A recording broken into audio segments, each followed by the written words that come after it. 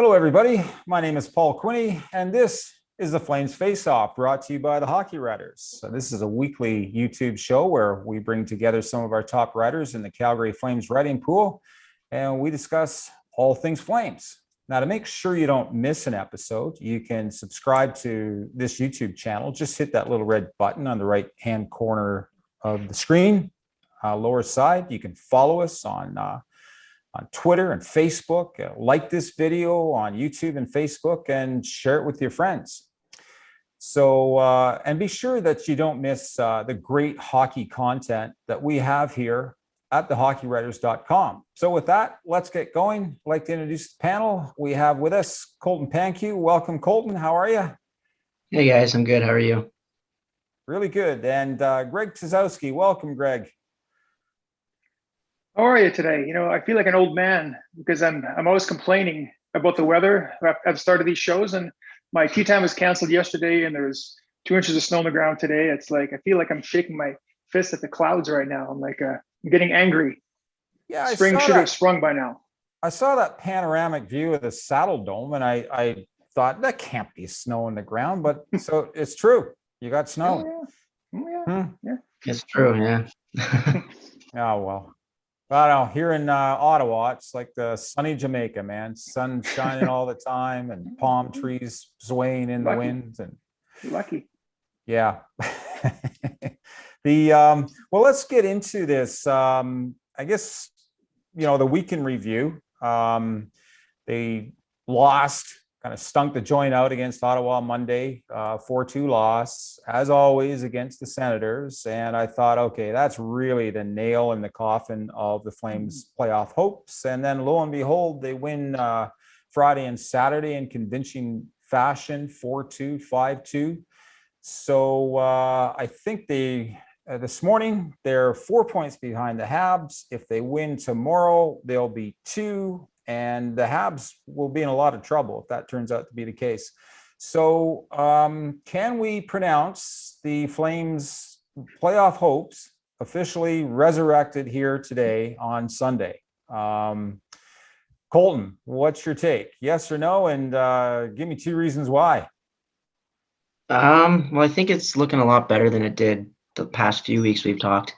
So yeah, I do think they can. And for the reason you said, they obviously have that game against the Habs tomorrow night, which is a huge one. It really depends on that game for me. I think if Montreal comes out of that game with 2 points, I'd say we're kind of back to the same spot we were a few weeks ago here. But like you had said too, it kind of makes these Ottawa games that much more frustrating. And it's like, it's baffling why that keeps happening. Because if you win even just a few more of those games, you're ahead of Montreal right now. So yeah, I do think that they're back in it, but like I said, tomorrow night's game will kind of be the deciding factor for me. Yeah. Greg, what say you? Dead or alive? Well, they're on life support, as I said in my piece, but I'm not sure what to think because I wrote 1 month ago today that the Flames playoffs hopes were dashed after dropping back-to-back games to the Senators. And since that time, in the last calendar month, they've actually gone 6-7. They've been below 500. And put up your hand to tell me, like a month ago, if the Flames can just go 6-7, they'll be right back in this playoff run.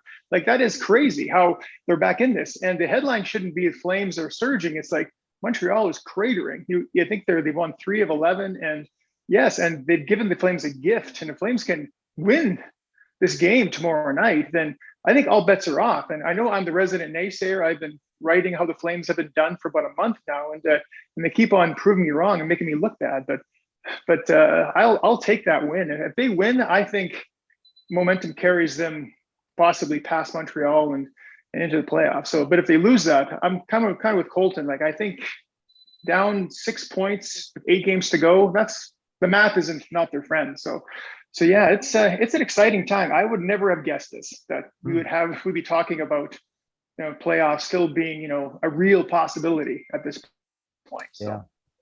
Well, hey, keeps us in business, gives us stuff to write about, which is always good.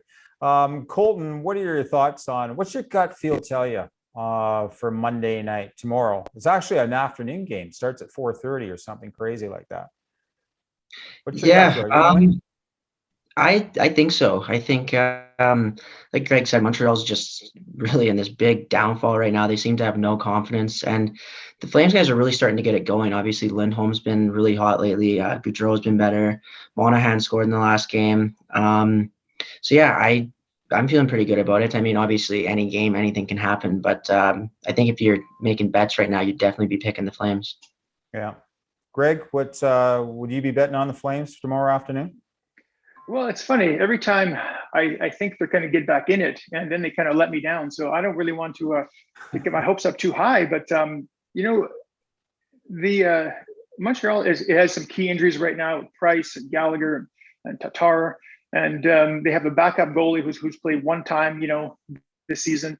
And I think the Habs are in big trouble. They're in a spiral right now, and their confidence level must be above this high. They're not playing with a lot of confidence out there. And even Daryl Sutter, after one of those wins against Montreal, they asked him, was this a complete game? One of your better efforts? He just said, nope. Because I think that the Flames, are getting lucky right now that the Habs are in this position. And so I think just the fact that the Habs are not playing, to their full potential means I think the Flames, they can take this game. It's right for the picking. If they can just keep their pedal to the metal and put their foot on the throat, all the cliches you want, I think they can take this game on Monday. And then I think all bets are off. And then I think it's a race down to the finish. So, yeah. Colton, what's your thought on who's feeling the most pressure here? I was thinking before Friday, it's the Flames, but I don't know about that now. Yeah, I don't think so. I think just because basically everyone, not just us, kind of presumed them dead a few weeks ago. I think the Habs have all the pressure on them right now, especially Bergevin. They kind of made all those moves in the offseason. It seemed like he was really kind of putting everything on the line here. And they're, like Greg said, they're spiraling right now. So I think all the pressure's on them, which is good news for the Flames. Yeah. So, Greg, you were kind of mentioning some of the stars for the Flames have their stars again. Gaudreau got 2 last night. Monahan 3 points, including a goal Friday. Where were these guys, and why are they coming out now? What do you think's happened with them? Well, I think a lot of it, I do read some stuff on advanced stats, and sometimes, your puck luck is just not there. Like you have a high shooting percentage, but but the goals aren't coming in, and like sometimes things just kind of catch up. And I think that I haven't really noticed that their play has increased dramatically from what it was. I just think like sometimes you go in these spurts of kind of where things kind of bounce your way, and I think they're just it's also confidence as well. I think once you get on a bit of a roll, and the Flames are 5-2 in their last 7 games, and like when things start going your way, I think the puck starts bouncing better and it starts going off your stick better, and I just think that they're just playing with more confidence. I think and that's the way a season goes, and right now they're riding it, and if they can keep it going, then I think they're in good shape. I know the lines have been shuffled around a lot, and Johnny and Mania have been back together and they're not back together. But I think that Sutter has to keep doing that, like just kind of keep switching things up, because I think at this point of the season, you have to see what's working, and you just have to keep on using that. It doesn't work for a few periods, try something else. So I think it's working right now, though. Actually, you raise an interesting point there, Greg. The reunification, however temporarily, of Gaudreau and Monahan. I mean, Colton, are we going to see? Is that just accident? I mean, I heard Sutter say, it's just the way the lineup was rotating. If you see them together, but do you think, based on what we've seen this weekend, that we could see them deliberately being put together more often? Yeah, more often maybe. I kind of like what Greg said. I don't know if it'll be like a full-time switch. I think maybe the juggling right now is for the best. But I do wonder if just them being split up this last time and then putting them back together kind of put a chip on their shoulder. Obviously, we know they've played together for a long time. So, I mean, it's good news to get them going. I think a lot of the attention this season has kind of been on Gaudreau. But I mean, Monahan's got some, but to me, Monahan's been really frustrating all season long. So I hope this last game is really what kind of gets him going, because obviously if they're going to go on a run here, they need him. Yeah. Greg, who else stood out for you this weekend in the rest of the lineup? I think that Markstrom is back. He's been part of the reason why they're kind of back in the playoff race. I know that Montreal has been helping out the Flames by not winning many games, but Markstrom had this very long stretch where he was injured and he came back and he didn't seem like the same guy. And it just seems like he feels like he's the same guy at the start of the season, where he would keep you in games and make the big timely saves. And so I've been really impressed with Markstrom. The past couple of weeks, he's kind of seems to be the real deal again, which the Flames desperately need at this point of the season. And if they're going to go in the playoffs, they're going to need him to be, all world. But so he's a guy that I like. And Andrew Mangiapane, he isn't at the top of the scoring race at the Flames, but his stats for even strength points and even strength goals and is right up there. He's probably he's kind of the advanced stats darling of the team. And I always feel that Mangiapane gives you, some of the best, effort at the forward ranks of the entire team. So those are two guys that I think, have been really good. And of course, all the big guns, except for Tkachuk, have been kind of stepping up lately. So it's a good time to be a Flames fan. There's a lot of people on message boards and social media saying, everyone's welcome back on the bandwagon now, because it's pretty exciting to see this resurgence, and hopefully it lasts. Yeah. And, I thought Ryan deserves some special mention as well. He did yeoman's service over the weekend. Last night, he set up 2 goals, Lucic and Richie, versatile player. You can put him anywhere. Colton, for you, anybody that we've overlooked who deserves special mention? Well, I was going to mention Ryan too. Yeah. Like you said, I think he's looked really good these last 2 games. Obviously, his offense this year had kind of just gone away. So hopefully this is a jump start for him as well. And then I thought Lucic in the last game looked really engaged, and I really liked the way. I've actually been pretty impressed with the way he's played all season. I feel like he hasn't necessarily gotten talked about enough, so I've been pretty impressed with him. Yeah, I've forgiven him all the turnovers at the start of the season. Yeah. But he's come through. With Ryan, what do you think? Is Treleving, is he happy that he didn't pull the trigger at trade deadline? Because I think, at least I had him out the door. I don't know where you were, but how do you think Treleving's feeling now? Yeah, I mean, I think he was kind of everyone's top candidate outside of maybe Riddick to get moved. But yeah, I mean, obviously, I don't think Treliving probably expected them to get back in this race, or at least I know I sure didn't. But yeah, obviously, you're not going to complain now. He's an important part of their team. It would be another big part of this push if they are going to go on a playoff run here. Yeah. Hey, Greg, I wanted to loop back to Markstrom. So I'll grant you that he faced 65 shots against the Habs Friday and Saturday. He stopped 61 of them. He only let in 2 goals, but he really made me nervous at times on the rebounds that he was giving up. Any concerns there at all as, let's say, they go on a run? Do you still think he's solid, or there's shaky periods? Well, I think he's, compared to how he was playing in this bad stretch, I think I wrote about it. I think there was a stretch where he was sub 880 save percentage. It was really low, and he had lost almost every start that he had, and he was at a low point of the season. And if you compare how he's playing now to that, it's lights out. And that's what I was kind of comparing it to. But no, I think you have a point in saying that maybe he's not, at the peak of Markstrom's game right now. But I was just saying the way he's bounced back from his terrible play that lasted about 6 weeks. It was really a down stretch.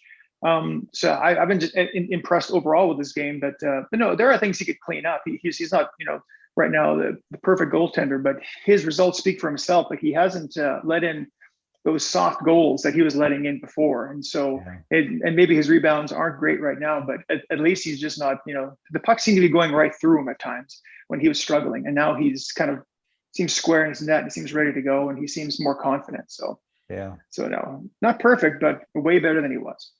Colton, as our resident goaltending expert, what's your thinking on Markstrom? Is he, as Greg says, is he back? To tell you the truth, I was nervous Friday night in the first period when he let in 2 goals on 7 shots, but then he redeemed himself. What's your take? Yeah, I think he's looked quite a bit better lately, and I think Greg had mentioned it a while ago that I don't think it was much of a coincidence. His downplay came after he got ran into there and missed a bit of time.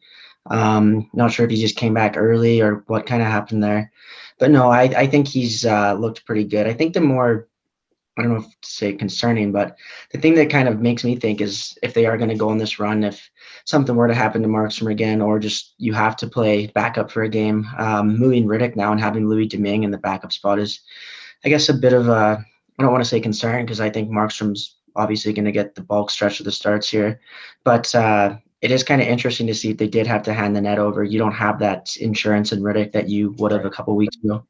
Yeah, you're riding Markstrom all the way, unless something terrible happens. Knock on wood. Hope it doesn't. Greg, switching gears here a little bit. What's your take on Hanifin? Have you heard anything about his status? And if he's going to be out, how do you think they'll handle that? I was watching the replay of that, and I couldn't really figure out exactly what the problem was because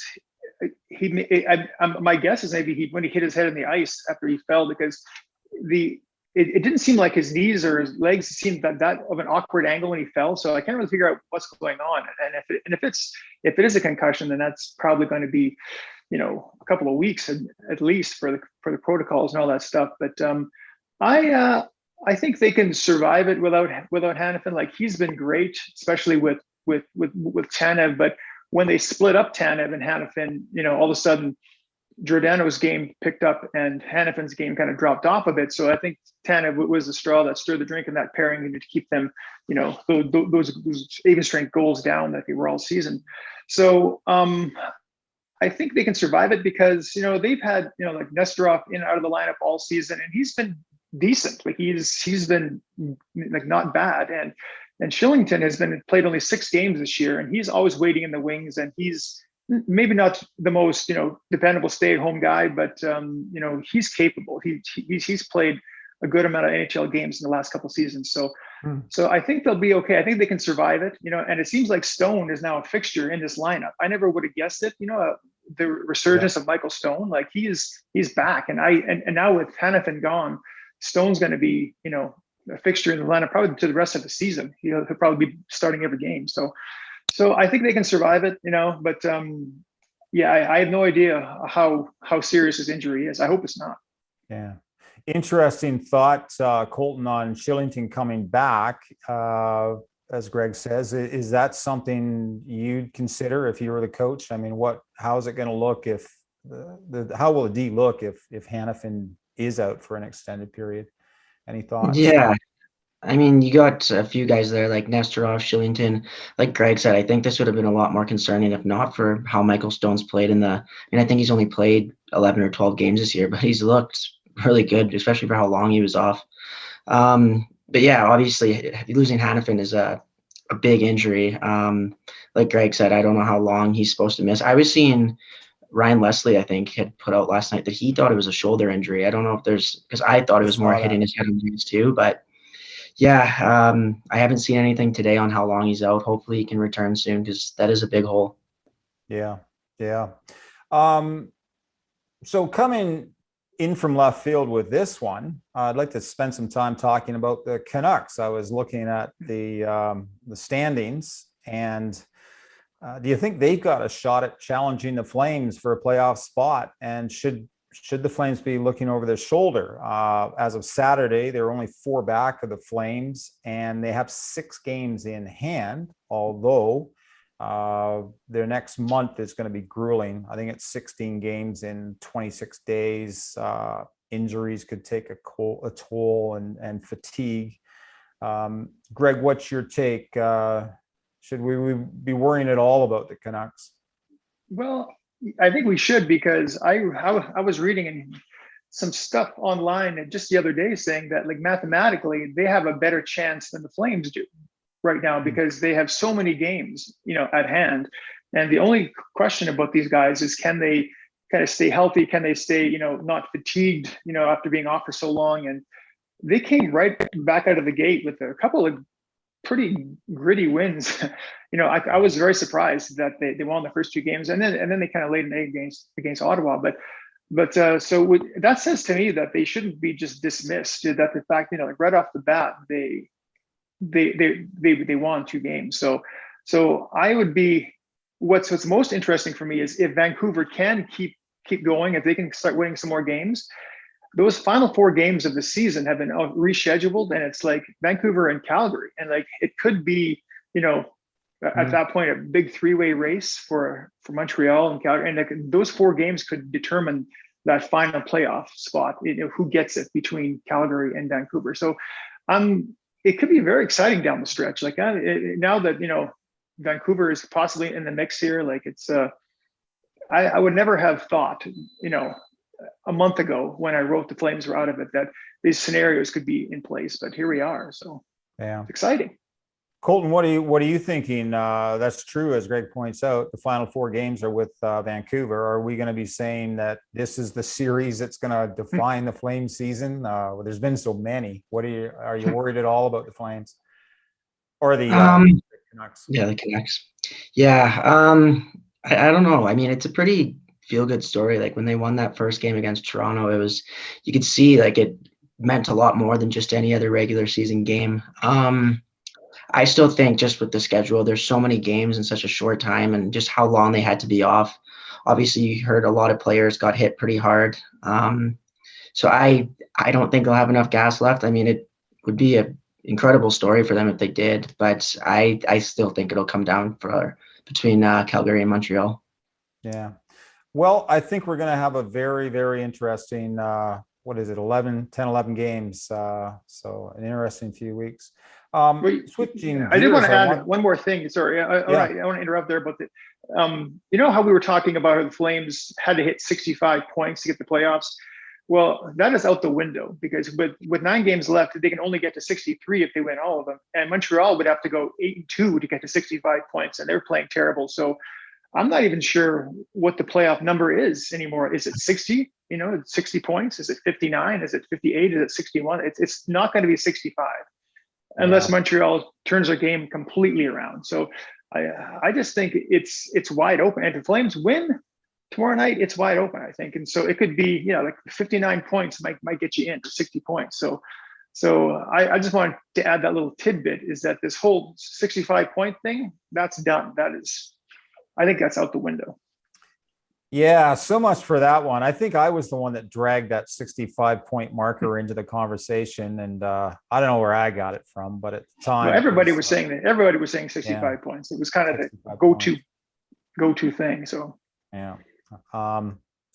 Switching to articles, Greg, you wrote the Flames Weekly this week, and you talked about Sam Bennett, and we all agreed Treliving got pretty good value for the trade, but then he dons a Panthers jersey, and what's he got? 5 points in 4 games.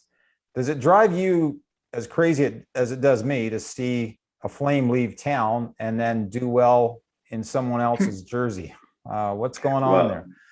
Well, actually, I checked the stats last night, and there was the Panthers game, and he got another point. So he ended up with 3 goals, 3 assists, 6 points in his first 5 games as a Panther. And it seems like those guys are getting playoff Sam Bennett already. So he's a streaky player. And, I always liked Sam Bennett. I always liked his game. I know he took too many penalties for my liking, but I always kind of thought that he, should have been a better player and should have had better results and a better career to this point. So I have no ill will towards players who do better in other markets, especially ones that were kind of like kind of a popular player like Sam Bennett was. Like it's the players that kind of maybe were at their welcome, and they want out of a situation, and then they do better somewhere else. And those are the guys you kind of like shake your fist at and say, but Bennett, I'm not surprised that he wanted a change of scenery, as his agent put it, back in January. and he got it. And sometimes that's what players need. Now, Sam Bennett is notoriously streaky. He could score 0 points the rest of the way, in this regular season, or not. So I wish him all the best, and I think he's doing a great job there. And he's playing on the second line there, and I think he's endeared himself to his teammates and the fans already with his style of play. And so, no, I say good for him. So Yeah. I'm happy for Sam Bennett. Well, Colton, as if by coincidence, you wrote an article called "Forgotten Calgary Flames," who went on to become NHL stars. I was actually shocked at who was on the list, although you do give credit to the Flames where it's due. You mentioned, hey, there's a Ginla and Al McInnes, but say some more about those players on that list that left the Flames, went to become stars elsewhere, and what you think it might say about Calgary Flames management. I mean, start with who was on the list. Yeah, jeez. There's Brett Put you Hall, on the Marty spot St. now. Louis. Yeah, Brett Hall, Marty St. Louis, J.S. Shiger. Yeah. Jeez, Mark Savard, and Yeah. I might be Yeah, there forgetting are four one. of them. Yeah, you Four? got them. Okay. Yeah.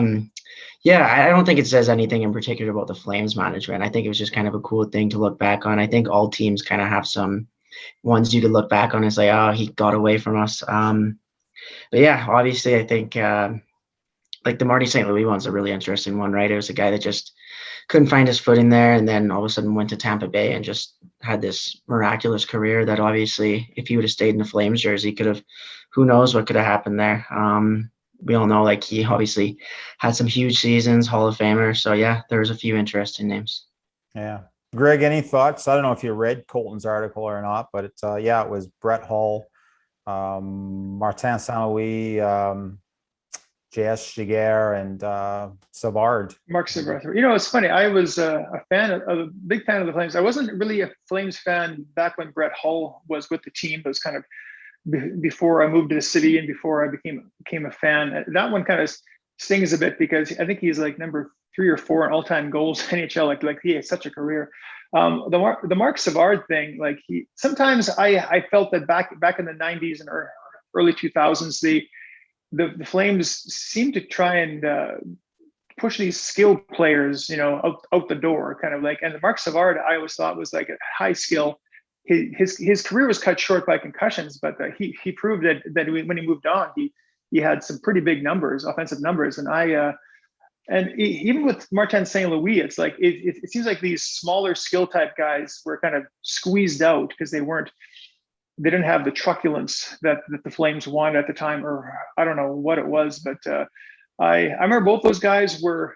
I remember thinking these guys got some skill, and then they were kind of squeezed out the door. So I kind of regret both of those two being shipped off, because I thought they could have had good careers with the Flames. They were offensively talented players. So Yeah.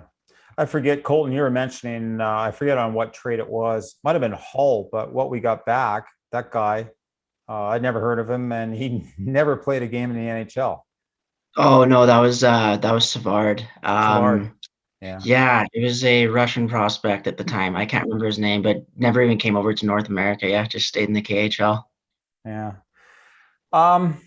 Just to close off then, for tomorrow afternoon, we're all going to be dialed into that game. Give me a couple words, Greg, on what the Flames have to do tomorrow to prevail, to win. Well, I think it's just more of the same. Like they've been holding Montreal to 2 or less goals. Like they've been, I think, holding down the fort pretty well. They've been defensively strong, and I think that's Sutter style hockey. When you kind of smother the other team that way. And I think it's just more of the same. If they can continue what they've been doing this last little while, like I said, they're 5-2 in the last 7 games. And a lot of it has been just being more responsible. Like I haven't seen a lot of huge gaps and huge mistakes. I think Sutter is kind of tightening things up a little bit, and you can see it out there. So I'm thinking if they stay tight defensively, I think they're going to probably squeak out a win. I think Montreal is going to push back, but I think because their season is now on the line too here. So Yeah. Flames, I think more of the same. They've been playing pretty well lately. Colton, anything you'd add to that? If you were in the dressing room just before tomorrow's game, giving them a pep talk, what would be in that pep talk? Yeah, like Greg said, I think mistake-free hockey's a big one. Obviously, easier said than done, but they've been doing it lately. And I think just offensively, if they can keep going, like they're big guys, Gaudreau, Monahan, Lindholm. Obviously, if Kachuk could get going, that'd be huge too. But yeah, I think offensively, if things keep clicking, they should be fine. Okay. Thanks very much, gentlemen. Unfortunately, we've run out of time, but as always, a great discussion with you guys. Thanks, everybody, for joining us for this edition of the Flames Face-Off. We'll be back next Sunday with another show. And in the meantime, to make sure you don't miss anything, subscribe to this YouTube channel, follow us on Twitter and Facebook, like this video on YouTube and Facebook, and share it with your friends. And be sure to check out tomorrow, the Flames Weekly, which comes out every Monday and recaps everything that happened with the Flames in the previous week and takes a look forward. And it'll bring you up to date quite nicely. And be sure to check out the great content that we've got here at thehockeywriters.com. Until next week.